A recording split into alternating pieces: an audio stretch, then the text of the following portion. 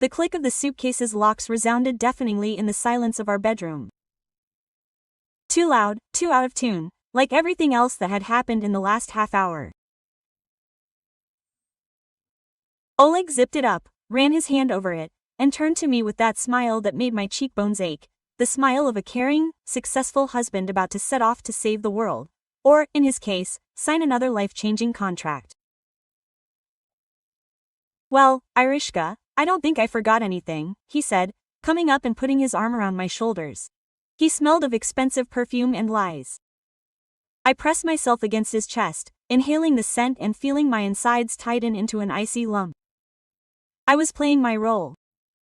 The role of a loving wife, a little naive, completely homely, someone whose greatest achievement in life was a successful marriage to a promising manager. He'd definitely taken everything. My passport, my documents. Maybe I should throw in another shirt?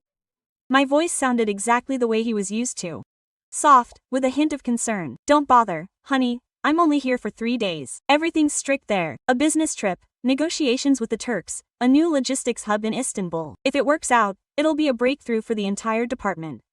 Quote, he spoke quickly, confidently, spouting terms that, in his opinion, were like gibberish to me. Logistics hub, market volatility, cross-functional collaboration. He looked down at me, condescendingly stroking my hair. He was probably thinking what a sweet, silly wife he had. Sitting at home, baking pies, waiting for her hero. "I'll miss you so much, Olejek," she raised her eyes to him. There were real tears in them. Only the reason for them was completely different. "And me, my dear, and me. But you understand, work, someone has to drag the mammoth into the cave." He winked and kissed me on the forehead patronizingly, like a little girl, a mammoth into a cave. God, how primitive he is. He stood in front of me, the head of sales at the company I owned 40%. The company my father built from scratch and where I worked for the last 5 years as the shadow COO. Every logistics hub and every volatility passed through my desk before ending up in his presentation.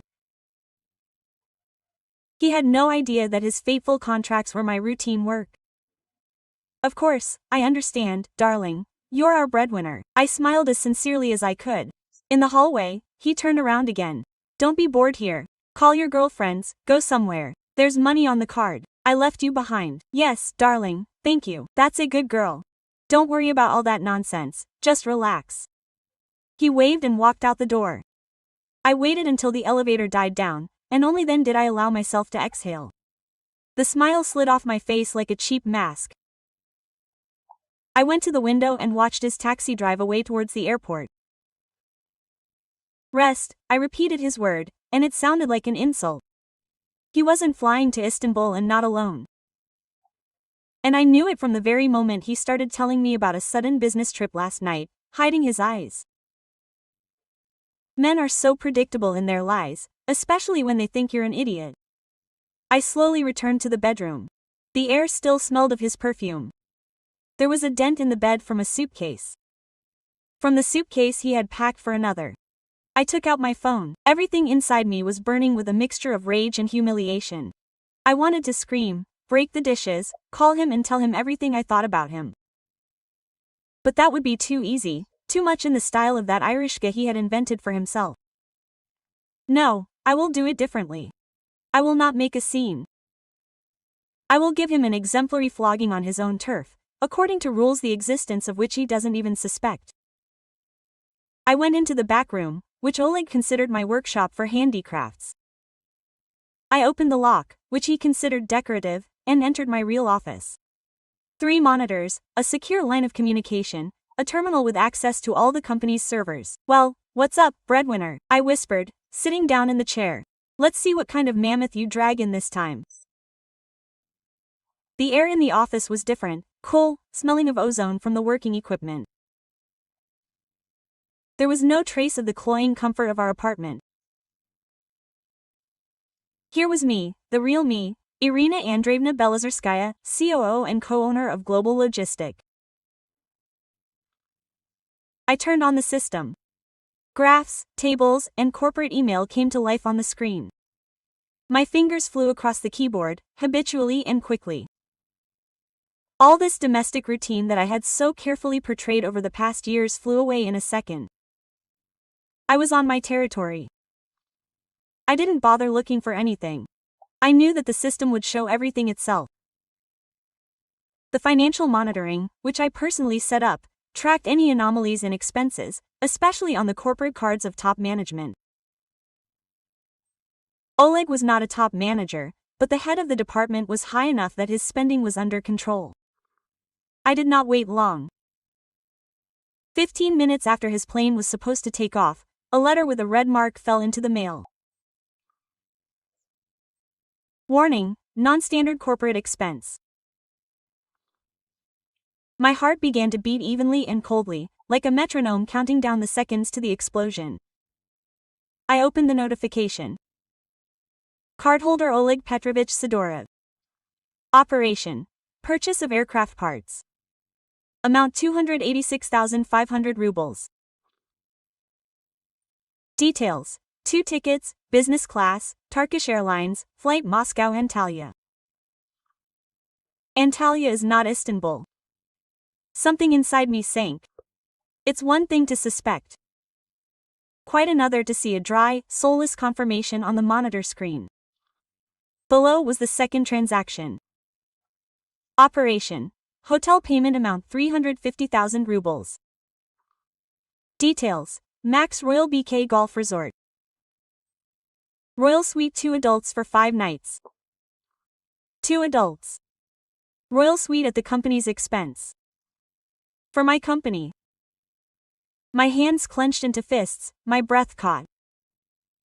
He didn't just cheat on me, he did it at my expense. Brazenly, cynically, being absolutely confident in his impunity. He considered me so stupid that he didn't even bother to cover his tracks. He simply took the corporate card and paid for a luxurious vacation for himself and his. I closed my eyes, trying to stop the trembling. Emotions are a bad advisor. Now I need to act. Cold and mechanistic. I dialed the number on the secure line. Quote. Listen, came a low, calm voice on the line. No hello or good afternoon, just listening. Boris Kamenev, head of our security service, a former FSB colonel, a man of absolute devotion to my father, and now to me. Boris, good evening. This is Belazarskaya. My voice sounded even, without a single waver. Irina Andreevna, has something happened? Get me our personnel officer too. Oleg Petrovich Sidorov, head of the sales department. I understood what exactly was interesting. There was neither surprise nor curiosity in his voice, only business-like specifics. He had just flown out Antalya on a corporate card. The second ticket was purchased in the name of an unknown person. I need the passenger manifest for flight 212 Takas. Urgent. And pull up all his activity for the last year. Business trips, expenses, anything that seems suspicious. Quote. Min, Boris said. I waited, staring at the screen. The blood pounded in my ears. A minute stretched into an eternity. Done. Quote. Boris returned to the phone. The second passenger is Polikova Ekaterina Sergeevna, born in 1999. She works in his department, a specialist. Katya, the same quiet girl he brought to the company 6 months ago.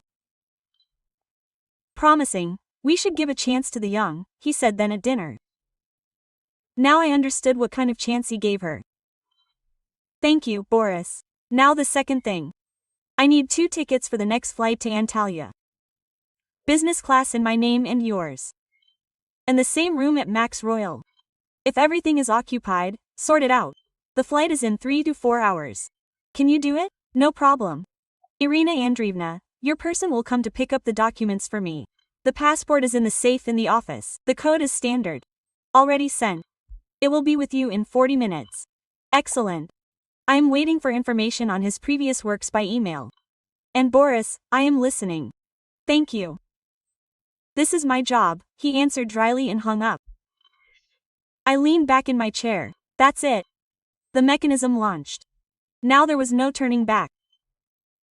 Rage gave way to an icy, ringing void. In this void, a plan was born. A plan for revenge. He thought he was flying to a heavenly vacation with a young lover. He didn't know he was flying straight to hell. And for him, I would be that hell. We were flying over the Black Sea through a business class window. A velvety southern night, strewn with stars. Boris Kamenev sat in the next seat, silently studying something on his tablet. He was like a rock, imperturbable, reliable, deadly dangerous for those who stood in his way. Next to him, I felt safe. The flight attendant brought me a glass of champagne. I took a small sip. The cold bubbles hissed unpleasantly in my mouth. There was nothing to celebrate. Boris put the tablet aside and turned to me. The information on Sidorov, Irina Andreevna, is preliminary. Listen. Over the past year, he has had 7 business trips, 3 of them were fake. He booked a trip to one city, but actually flew to another. Sochi, Mineralnye Vody, Kaliningrad. Polakova flew with him each time. Tickets and hotels were paid for with a corporate card. He falsified expense reports, receipts, invoices, everything was fake. He worked rudely, but our accounting department, unfortunately, missed it. We'll figure out who overlooked it. I remained silent, digesting what I heard. So, this isn't the first time. It was a system, a well-oiled, brazen scheme of theft and deception. He didn't just cheat on me, he robbed me systematically. What is the total amount of damages? I asked, trying to keep my voice steady. By the most conservative estimates, about 2.5 million rubles. That's just what we found in an hour. I think if we dig deeper, the figure will be significantly higher. Plus this trip is another 600,000 plus. 3 million. He stole 3 million from me and spent it on fun with his 24-year-old passion. He took me for a fool, Boris. I smiled bitterly. I thought I was a housewife who doesn't see anything beyond the kitchen, sitting at home, cooking borscht, while he drags a mammoth into a cave. Boris looked at me with his impenetrable gaze. People often underestimate those who seem quiet to them, Irina Andreevna. This is their main mistake. What are we facing if we sue him? Article 160, Part 4. Misappropriation or estrada committed by an organized group, or on an especially large-scale size. Polyakova will be charged as an accomplice. The punishment is up to 10 years in prison. Considering the amount and the forgery of documents, he won't get off with a suspended sentence. He'll go to jail, and for a long time. He will. The word sounded alien. Oleg, my husband is in prison. Some part of me shuddered at the thought. That same stupid, naive part that still remembered what he was like 10 years ago. But that part was almost dead. They killed it, his lies, his betrayal, his insolence. Quote, "That's fine with me," I said firmly. Understood. Then, upon arrival, we proceed according to plan. I contact the hotel's head of security, gain access to the cameras and full information on their placement. You rest. Tomorrow morning, when they are as relaxed as possible, we pay a visit. No, Boris, I will not rest. I want to see everything from the very beginning. He nodded. As you say. Then I will provide us with access to the service areas. We will observe from the monitors. Good. And one more thing, I am listening. When we go out to them, I will speak. You simply stand nearby. Your appearance will be enough. No aggression. Everything must be quiet, cold, and inexorable, like a sentence. That is exactly how I work, Irina Andreevna. Something like a smile flickered at the corner of his lips. I turned to the porthole. The earth was far below. I felt the same way, torn from my former life, flying into the unknown. 2 desires warred within me. The first was to burst into their room, drag this girl by the hair, scream, break dishes, pour out all the pain and rage that was choking me. But the second was stronger. The desire to see his face when his world collapses, when he realizes that his sweet, foolish wife, whom he so easily deceived, is in fact his judge and executioner, when he realizes that he lost everything, betting on the wrong card. It was this second desire that drove me to Antalya now. Not simple feminine revenge, but complete, total, crushing destruction. He deserved it. Please bring more champagne, I asked the flight attendant. This time, it didn't seem so repulsive to me. The hotel was drowning in luxury. Marble, gilding, helpful staff. The air was permeated with the scent of expensive perfume and the salty sea. We were met personally by the general manager, a polished Turk with perfect English and an ingratiating smile. The smile instantly wiped from his face as soon as Boris whispered a few words to him and showed him something on his phone. 5 minutes later, we were sitting in the office of the hotel's head of security. It was a small, windowless room, the entire wall taken up by monitors. They displayed dozens of images from this little paradise: the lobby, the restaurants, the corridors, the beach, the pools. The manager and the head of security, a heavy-set man with a mustache, stood at attention before us. Mr. Kamenev, Mrs. Belozerskaya, the manager fawned. Any information, any assistance you require, we are at your service. I require full access to the system, Boris said curtly.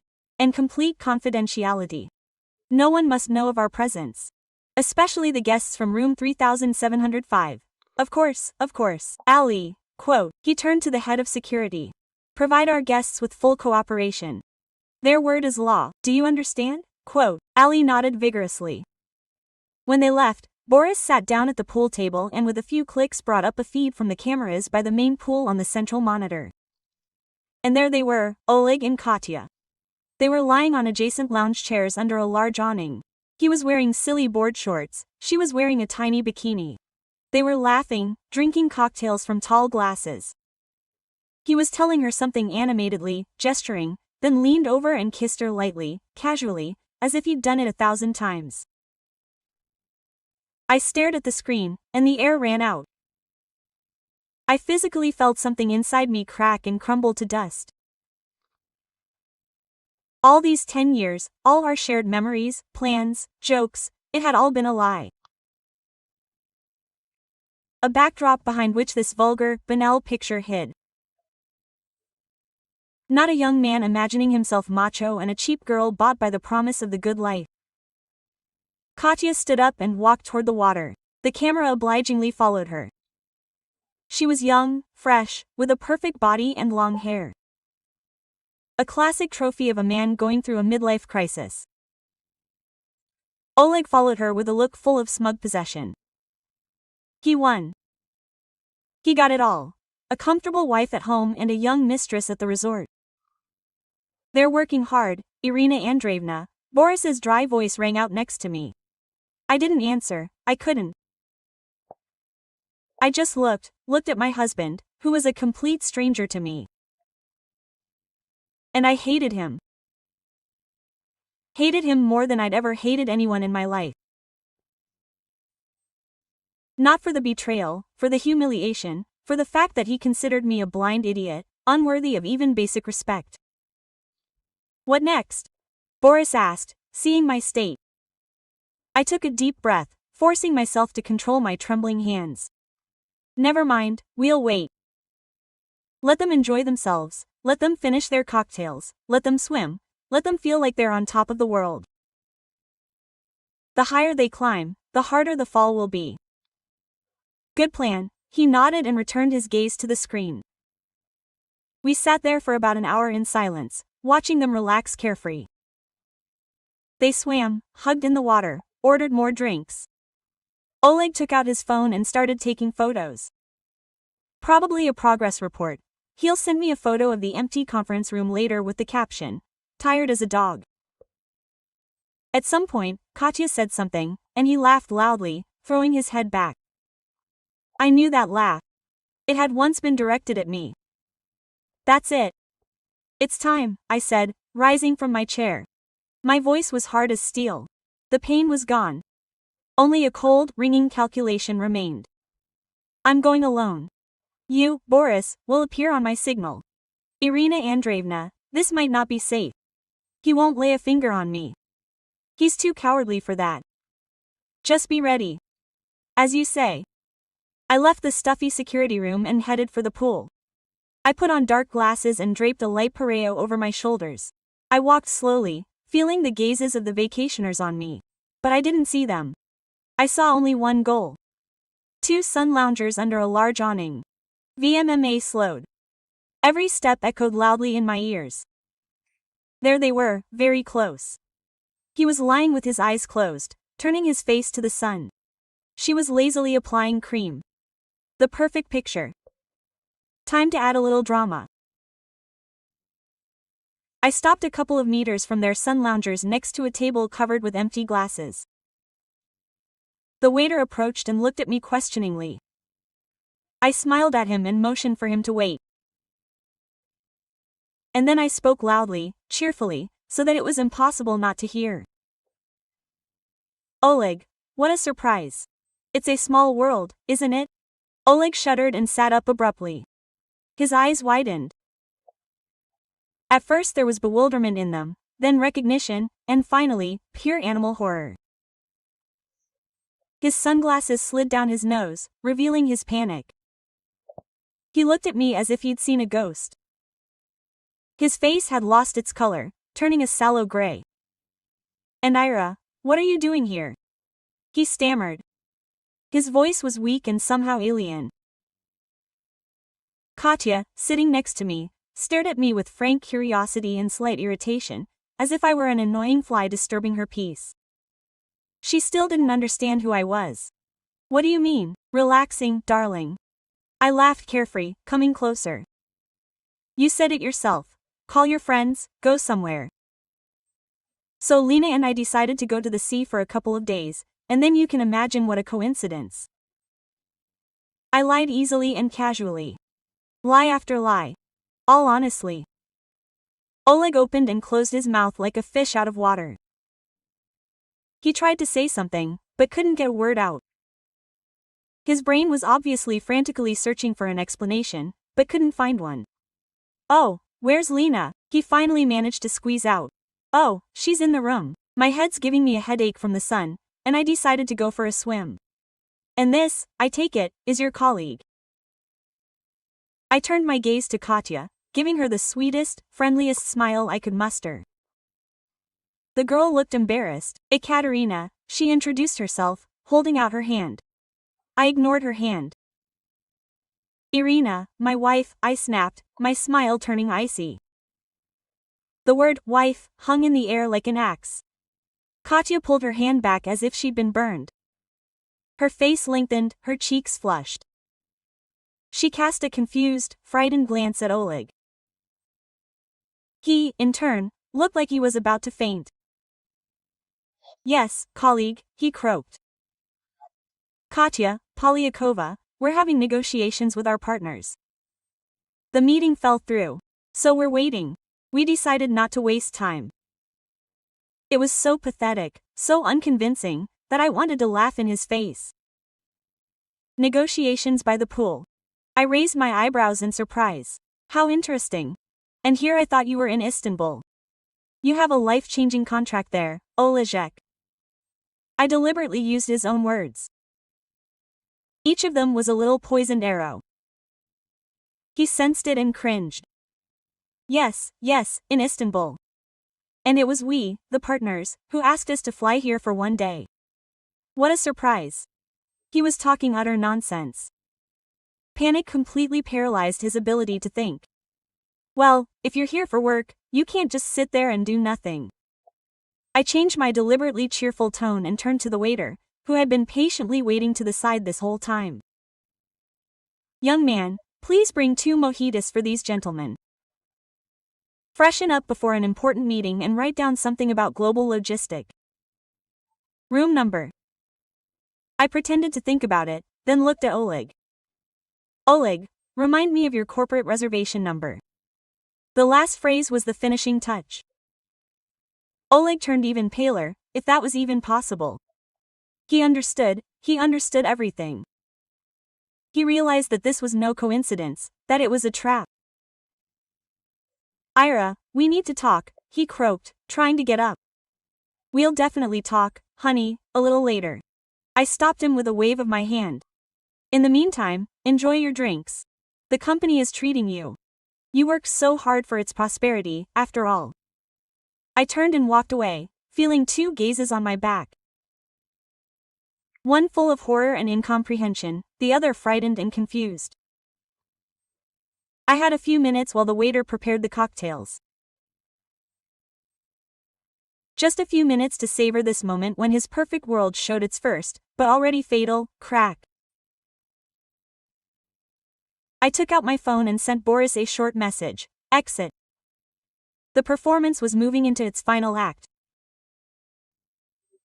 I didn't go far, stopping at the bar and ordering a glass of ice water. I saw Oleg frantically whispering something to Katya, who looked at him with wide eyes in horror. Then he jumped up and almost ran towards me. All the arrogance had flown from his face. Only fear remained. Ira, wait. He grabbed my elbow. His fingers were cold and clammy. I slowly turned to him, fussily shaking his hand off. What do you want, Oleg? My voice was calm and cold.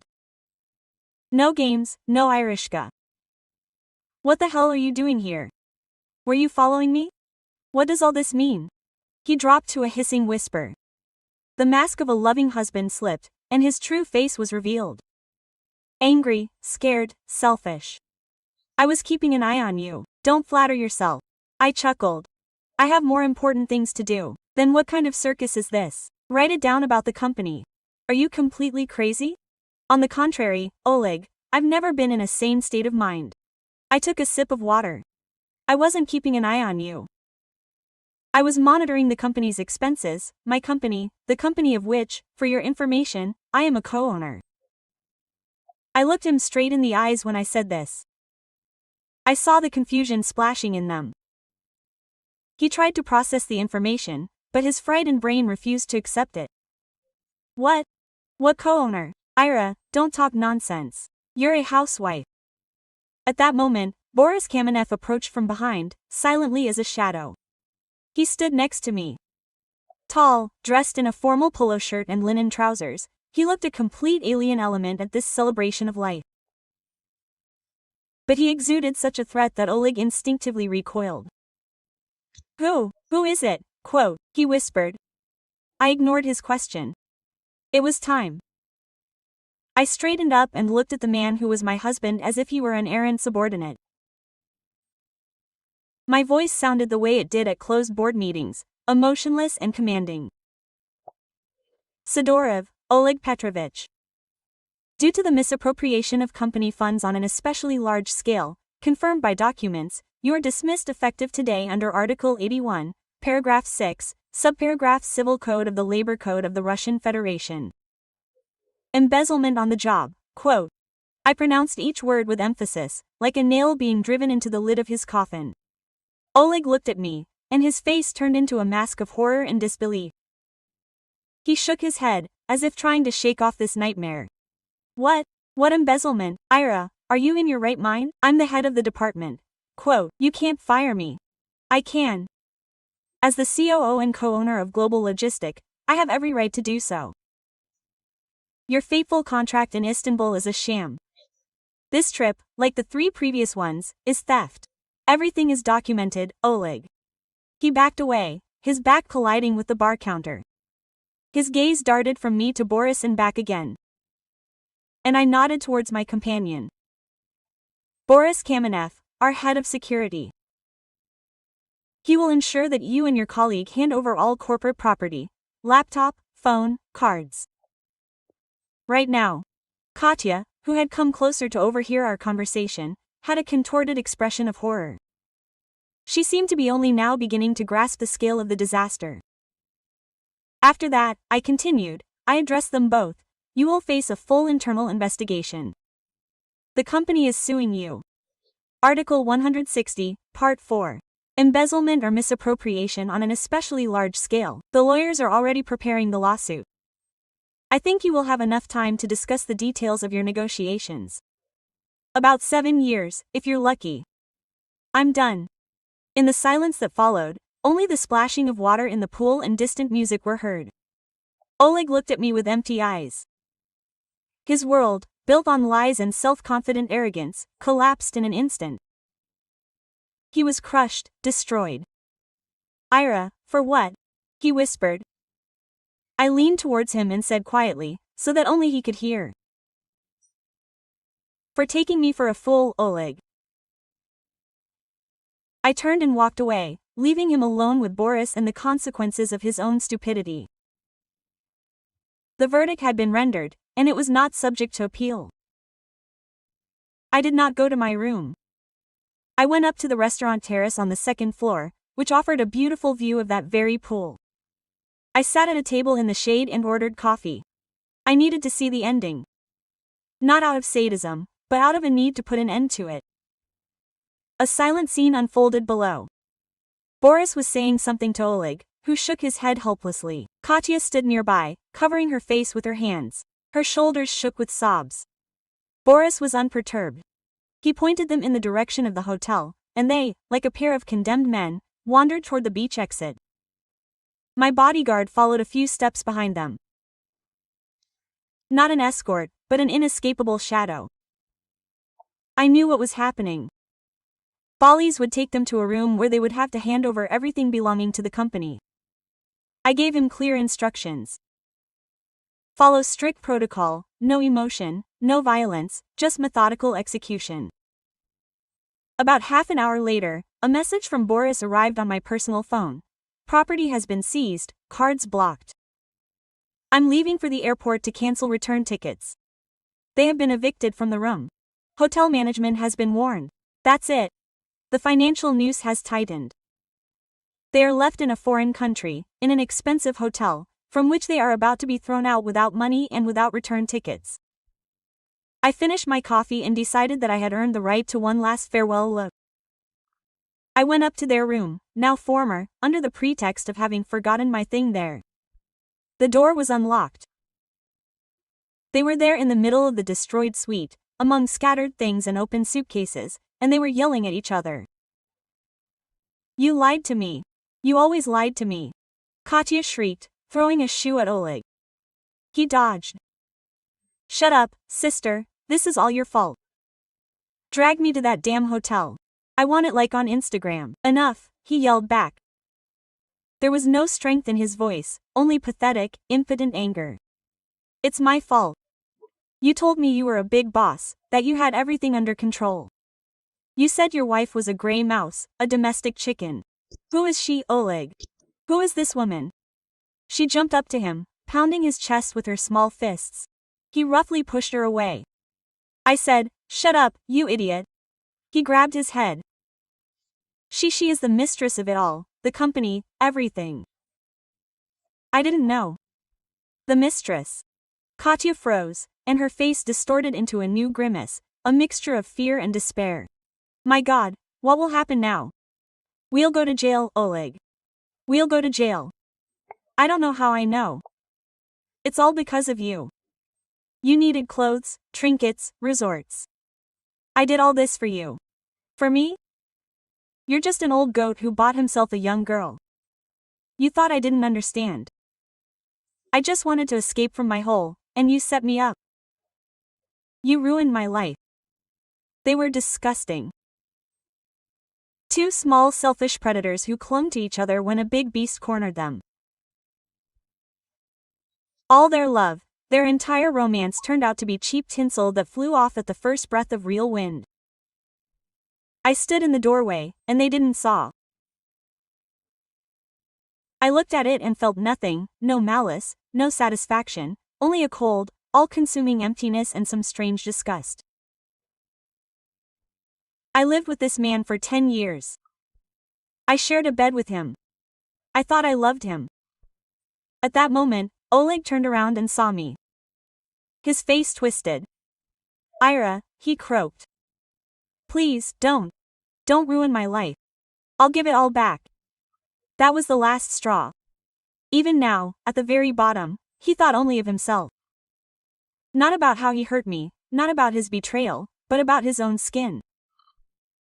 I silently looked at him, then at the pleading Katya, at this devastation, and without saying a word, turned around and left, closing the door tightly behind me. Let them sort it out themselves, let them choke on their lies and mutual accusations. Their story is over for me. I stood on the balcony of my room. The evening sun painted the sea in molten gold. Down by the pool, the lights were coming on, soft music was playing. Life in this paradise went on as if nothing had happened. The door clicked softly. Boris entered. He walked onto the balcony and stood next to me, looking out at the sea. "It's all over, Irina Andreevna," he said without preamble. "Tell me." Sidorov and Polikova were evicted, security was called. There was a small scandal. In the end, they were escorted off the premises. Their things remained in storage until they paid a penalty for damage to property in the room. They had some kind of conflict. I smiled wryly. Not surprising. I don't care about their future fate.